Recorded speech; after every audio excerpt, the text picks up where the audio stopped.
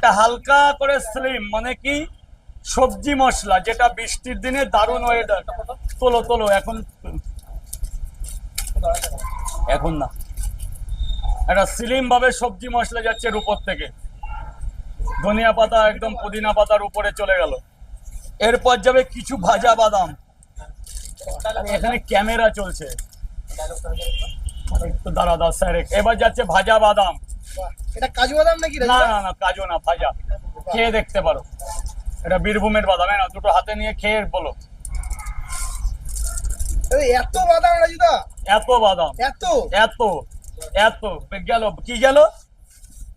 এত কিছু সামান্য পরোটার তরকারিতে? সামান্য অনেকে পারবে না, হেরে যাবে এসব মানুষ। কম্পিটিশন আসবেই না কারোর সাথে।